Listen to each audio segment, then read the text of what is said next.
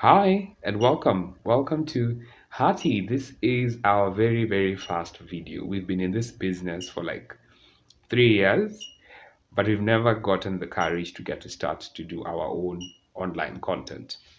So this is the first time that we are doing this. And in case this is the first time that you've gotten to hear about us, we are an organization that gets to work with and for families. We are primarily about strengthening relationships in families. So we create events for families, we provide educational materials such as this one for families, and also we get to sell merchandise. So these are games, these are toys, these are conversational card games and the like, to be able just to get people talking and interacting and relating well with their families. So thank you for joining us for this first video. I can't wait to see where this goes to. We hope to create some very, very nice memories while at it. Thank you for joining us. So today's video has been made possible by Brahazinoni Resort. They made their very, very beautiful, very large, very clean pool available to us to be able to film this video as well as to take some really, really nice pictures such as this one. Yes. So we didn't get the audio very well when we were at the pool. So we're having to do a voiceover later. So we'll just do a slideshow of a couple of pictures and videos that we got to take while at the hotel. And then we're going to just make some nice content out of it. All right. So today's topic is about introducing toddlers to swimming. So maybe you have a 2 year old, a 3 year old, and you want to introduce them to swimming, and you're thinking to yourself, now where do I start? Children like water, you'd often find them maybe close to a tap or something. But when it comes to the swimming pool, they're particularly afraid. They're hesitant. It's very common to see children just sitting by the pool and just dipping their legs inside and not getting into the water, which kind of frustrates parents because you are paying money for it, and oftentimes good money for it. And above it all, you want to see them have a good life, a new hobby, to enjoy themselves, to play like other children, and so you're really going the extra mile. So this is to all the parents out there who contemplating to introduce their children to swimming. So these are a few good pointers that could help you along the way. So the first thing that we can encourage you to do is when you're introducing the children, introduce them to a swimming pool when there are other children in the pool, or at least a familiar face in the pool. Water, a lot of water can be dangerous. And it's not just for children, even for adults as well. I've had friends who look at water and they're like, yo, I am not going in there. And it's a shallow end. So for children, it's definitely more scarier.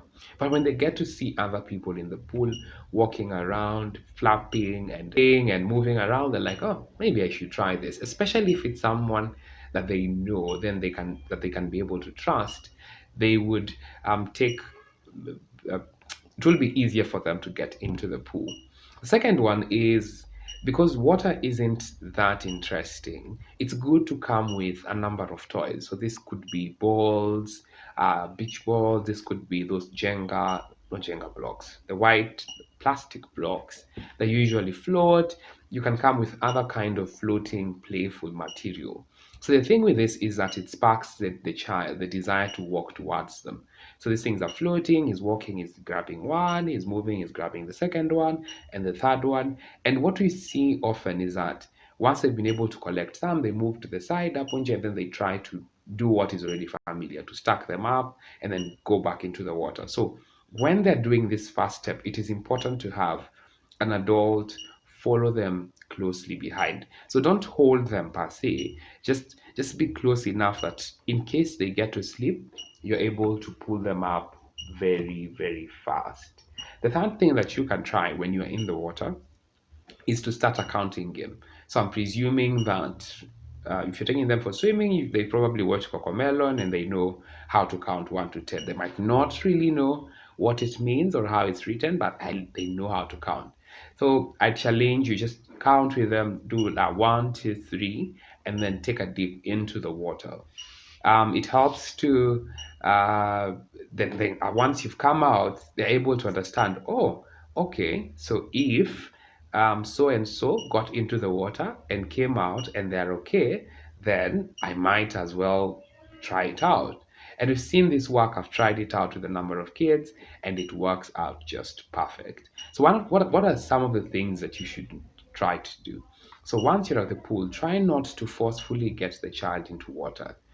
You can get frustrated as a parent or a guardian when they're not getting into the pool and you want just to throw them inside or manhandle them into the water. And what this can do instead is that it can be able to cause trauma to the child.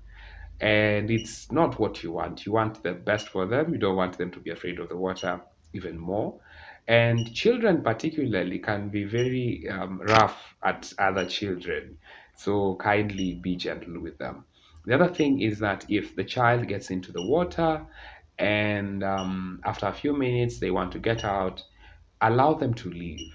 Don't force them to stay inside. Maybe they feel very cold and they don't know how to express it, or for one reason or the other, they just want to get out. Provided you are getting to provide things that make it interesting to swim to the pool, it is very likely that they will want to go back in. Once again, this video has been made possible by Brahazenoni Resort, so many thanks to them. Please visit them, Wakopale, Nakuru East, that is at Barnabas, beautiful hotel, either for accommodation or meals or swimming or conferences. They are very ready to host you. So thank you for tuning in. Looking forward to the next video. I hope you enjoyed this one. Kwaheri.